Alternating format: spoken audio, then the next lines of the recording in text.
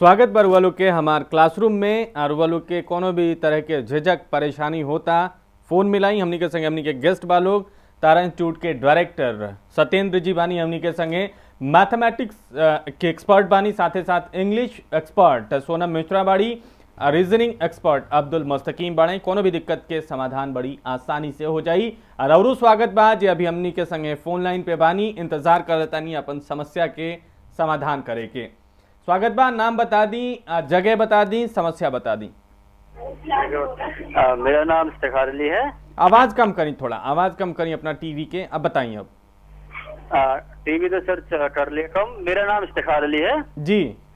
और सर मैं दिल्ली से बोल रहा था जी। सर मेरा क्वेश्चन है कि मैं अभी 12th मैंने की है, तो मैं सोच रहा हूँ कि ये जो बैंक रिलेटेड है, बैंक पीओ फ्यूचर में मतलब क्या स्कोप है, मुझे इसको करना चाहिए या नहीं? फ्यूचर में क्या स्कोप है इस बारे में आप जानना चाहते हैं? क्या स्कोप बा? देखिए इफ्तिखार अली, ना बोली। हाँ देखिए, आप अभी 12th में हैं तो आप पहले एक काम कीजिए, आप अपने ग्रेजुएशन कीजिए, एक ग्रेजुएशन ज्वाइन कीजिए। उस ग्रेजुएशन के साथ साथ आप बैंक पीओ की तैयारी कर सकते हैं। आपको 3 साल मिलेगा, क्योंकि बैंक पीओ के लिए सबसे पहले आपके पास ग्रेजुएशन की डिग्री होनी चाहिए। और उसमें अगर आप एक टारगेट सेट करें तो कम से कम 55 to 60% मार्क्स चाहिए। आपके पास 3 साल का ये समय मिलता है। मुस्तकीम बैंक पीओ की तैयारी करते रहिए। अब ग्रेजुएशन में अगर आपने स्कोप की बात की है तो आप एक बार बैंक पीओ क्लियर कर लेते हैं तो आप किसी बैंक में प्रोबेशनरी ऑफिसर लग जाते हैं। उस प्रोबेशनरी ऑफिसर, तुम्हारा प्रोबेशनरी जो टाइम होता है वो दो साल का होता है। उस 2 साल में आपको जज किया जाता है कि आप काम कैसा करते हैं, कैसा परफॉर्म करते हैं और किस लेवल का काम कर सकते हैं। और उसमें तुम्हारे स्किल को भी डेवलप किया जाता है। कुछ क्लासेस भी लगती हैं, उनको ऑन द जॉब ट्रेनिंग कह सकते हैं, ऐसा होता है। और उस 2 साल के बाद क्या होता है कि तुम्हें ये पता चलता है कि तुमका क्या लेवल है। तुम असिस्टेंट मैनेजर A ग्रेड लगोगे या B ग्रेड लगोगे, फिर आप असिस्टेंट मैनेजर लगते हैं 2 साल के बाद, प्रोबेशनरी पीरियड खत्म करने के बाद। मुस्तकीम, इनका सवाल ये था कि बैंक पीओ की नौकरी की संभावनाएं भविष्य में क्या है, फ्यूचर स्कोप?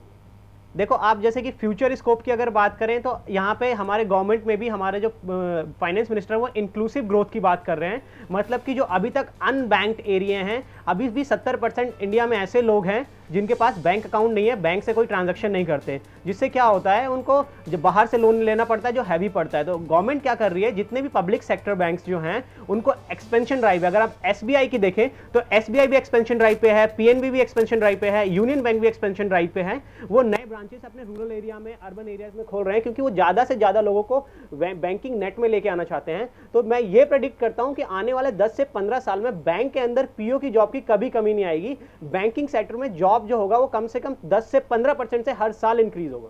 जी, सवाल के जवाब मिल गई हुई हमनी के कॉलर के। एगो और सवाल पे हमनी के चर्चा कर लेहल जाओ, उ ई बा कि जीडी खातिर का स्ट्रेटेजी अपनावे के चाहिए,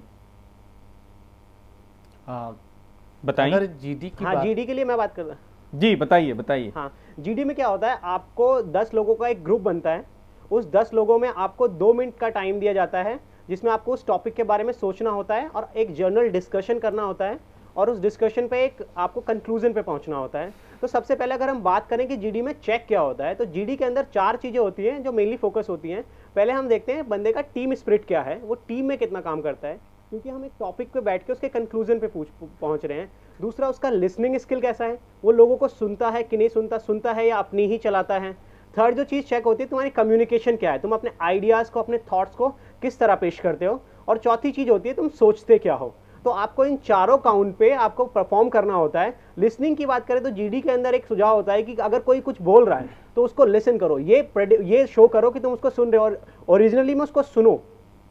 सुनने के बाद उसको बीच में कभी मत काटो, जैसे हमने पहले भी बात करी, किसी को बीच में ना काटे। ये ओवर कॉन्फिडेंस शो करता है और ये शो करता है आप एग्रेसिव हो रहे हैं।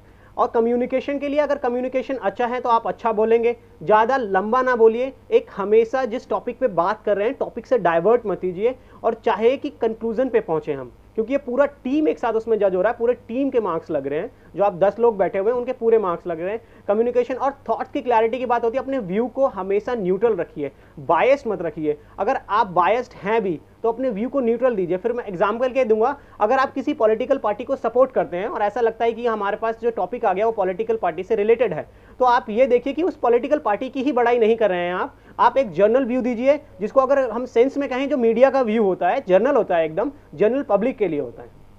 जी। अब जीडी में गारू बात कर ले जाओ, हमनी के पॉइंट टॉपिक समझ में नहीं खे आवत तो का करे के चाहिए सत्येंद्र जी? यदि कोई बच्चा जीडी दे रहा है और जीडी में टॉपिक समझ में नहीं आ रहा है तो इस स्थिति में वो बिल्कुल चुप रहें कुछ मिनटों तक, क्योंकि जीडी का जो टाइमिंग होता है वो 15 से 20 मिनट की होती है। तो 15 से 20 मिनट में क्या होगा कि वो बच्चे जो स्टार्टिंग जो बोलेंगे, ठीक है, तो उनसे 2, 4, 5 बच्चे जब वो टॉपिक पे डिस्कस कर रहे हैं तो ऑटोमेटिक वो एनालाइज करें उस पर कि हमें ये जीडी के जो टॉपिक है वो किस जीडी का जो टॉपिक है वो किस विषय में है, किस सब्जेक्ट में है और किस के बारे में वो डिस्कस कर रहे हैं। जब वो एनालाइज करेंगे तो उनको ऑटोमेटिक उनको ये टॉपिक मिल जाएगा। जब वो मिल जाता है तो उसके बाद वो क्या करें, इंटरफेयर ना करें उनकी बातों को, और इंटरफेयर ना करके और अपनी एक नई पॉइंट नोट करें अपने, और उसके बाद वो एक्सक्यूज में क्या करके बोलना शुरू करें। जब वो बोलते हैं तो इस स्थिति में क्या हो जाता है कि वो नेगेटिव बोले और नहीं पॉजिटिव बोलें, ठीक है, जब जीडी नहीं समझ में आ रहा है। तो इस स्थिति में एक कॉमन जो सेंस होता है, एक कॉमन जो ह्यूमैनिटी कहती है, उस पे ही वो डिस्कस करें, ना नेगेटिव जाए ना पॉजिटिव। अगर नेगेटिव जाएंगे तो नेगेटिव जो पॉजिटिव वाले वो क्वेश्चन कर देंगे वहाँ पे, और अगर पॉजिटिव जाएंगे तो नेगेटिव वाले क्वेश्चन करें, बेचारे दोनों जैसे बच जाएंगे। तो इसलिए वो दोनों क्वेश्चन को छोड़ दें और एक कॉमन सेंस पे आ जाए। तो ई रउआ लोग जीडी खातिर समझनी बड़ा बढ़िया तरीका रहा कि सब के सुन लेवे के चाहिए। अगर नहीं बुझा तो ओकरा बाद अपन परसेप्शन, अपन जौन विचार बनता है ओकरा के बड़ा आराम से कह देवे के चाहिए। इनमें जौन चीज़ गड़बड़ रही वो ठीक हो जाई। अब चले जाओ सोनम मिश्रा, रुआ से एक चीज़ जाने के चाहें कि फिल इन द ब्लैंक्स के जौन सवाल आवेला अक्सर उनमें मॉडल्स के ज़्यादा इस्तेमाल होखेला, वर्ब के होखेला, एकरा के कौना तरीका से सॉल्व करे के चाहिए, कोनो बढ़िया मेथड रुआ बतावे के चाहिए तो बताई।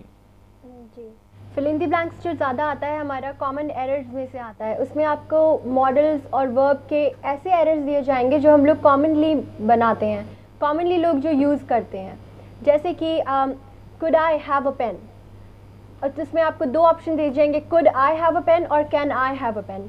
Obviously it's a making request, आप किसी को रिक्वेस्ट दे रहे हो तो रिक्वेस्ट के लिए कुड ज़्यादा अप्रोप्रिएट माना जाता है। तो आप could I have a pen को चूज़ कीजिए, can I have a pen को मत चूज़ कीजिए। इस तरह से आप प्रैक्टिस कर सकते हैं मोडाल्स की। बिल्कुल मे माइट जैसे मे के इस्तेमाल होके कि माइट के इस्तेमाल होके, ये सारा चीज़ के जाने के पड़ेला। जी, आपको सबका आप सबका लेकर चलिए कि जैसे वुड प्रोबेबिलिटी के लिए भी यूज़ होता है और विल का फ्यूचर टेंस भी यूज़ होता है, कुड पास्ट टेंस यूज़ होता है कैन का, तो और कैन प्रोबेबिलिटी के लिए भी यूज़ होता है। तो आप सारे फॉर्मूलेज को, सारे रूल्स को अपने दिमाग में रखकर सेंटेंस को पढ़िए, समझिए और उसके बाद आंसर दीजिए। अब्दुल मुस्तकीम कुछ कहेगा चाहते नहीं टॉपिक पे? हाँ, इसमें क्या होता है कि बेसिक्स जो एरर्स जो होते हैं जो हमने पहले पढ़े होते हैं, इसमें सबसे जो एरर्स होते हैं जो हमने पहले पढ़े होते हैं, इसमें क्या होता है वो आपको कंफ्यूज करते हैं। जैसे कई जगह देखा गया है कि वुड हैव का जो यूज़ हम करते हैं इमेजिनरी चीज़ों में जो होता है उससे ज़्यादा एरर आ जाते हैं, तो बच्चे उसमें गलती कर जाते हैं। जैसे मैं एक सेंटेंस लेना चाहूँगा कि if I were a prime minister I would have done that और I would have done this and that, जो भी। तो इसमें कई जगह क्या होता है, इफ़ आई वर की जगह हैड भी यूज़ हो जाता है और आई वर भी यूज़ हो जाता है, जैसे had I been a prime ministers. तो इन सब चीज़ों को ध्यान रखना चाहिए कि हमारा स्टेटमेंट इमेजिनरी चल रहा है, रियल चल रहा है, कौन से टेंस में चल रहा है, कौन सा मॉडल्स यूज हो रहा है। जैसे अभी आपने बात करी मे, माइट, कुड, कैन जो यूज हो रहा है, तो अगर आपके एक बार बेसिक्स क्लियर हैं और आप कंफ्यूज नहीं होते, क्योंकि कई क्वेश्चंस ऐसे होते हैं जो कंफ्यूजिंग होते हैं, तो उस कंफ्यूजन को एकदम साइड में कीजिए। आप अपना बेस को क्लियर कर लेंगे एक बार तो उसमें कोई कंफ्यूजन नहीं आएगी। ठीक बा। Percentage profit and loss mathematics में किंग सॉल्व हुई आसानी से, संक्षेप में बताएं। देखिए, जो मैथमेटिक्स में परसेंटेज है और प्रॉफिट है, जो प्रॉफिट एंड लॉस, ये 2 चैप्टर हैं। जो चैप्टर की जो ट्रिक है, खासकर कि अगर वो अच्छे ढंग से तैयारी करते हैं तो उनकी DI में भी बहुत ज़्यादा काम आते हैं जी। तो इसके लिए क्या करें, वो बेसिक जो कंसेप्ट है और जो उसकी छोटी छोटी ट्रिकें हैं उस ट्रिक पे ध्यान दें। जैसे मैंने एग्जांपल आपको दिया है कि अगर A की इनकम B से इतना % अधिक है तो A की इनकम B से इतना % अधिक है। तो इसमें जितने % अधिक या कम है आप वहाँ ऊपर लिखें, उसके बाद नीचे लिखें x upon 100 minus plus x into 100। तो इससे क्या होगा, उसकी फाइनल निकल जाएगा डिक्रीजमेंट या इंक्रीजमेंट %। ठीक बात। ये सारा समस्या के समाधान करे में हमनी के संगे आज भरपूर सहयोग दिले बानी लोग तारा इंस्टीट्यूट के director Satyendra Kumar, expert Abdul Mustakim, expert Sonam Mishra, रुआ लोग आईनी बड़ा बढ़िया जानकारी देनी हमनी के कॉरल लोग के समझौनी, एक खातिर रुआ लोग के बहुत बहुत शुक्रिया। ता रउआ लोग के अगर दिक्कत आवता बैंक पीओ के परीक्षा में या जिंदगी के कोनो परीक्षा में, तो सबसे पहले अपना अंदर बुलंदी होके के चाहिए, आत्मविश्वास होके के चाहिए, एकाग्रता होके के चाहिए, एकदम निश्चित लक्ष्य के तरफ शांति से बढ़े के चाहिए। हम उम्मीद करतनी कि रउआ लोग बढ़िया से तैयारी करें। उम्मीद इहो बा हमरा कि रउआ लोग पास होके दिखाएं। हमरा के दी इजाजत, देखत रही हमार टीवी।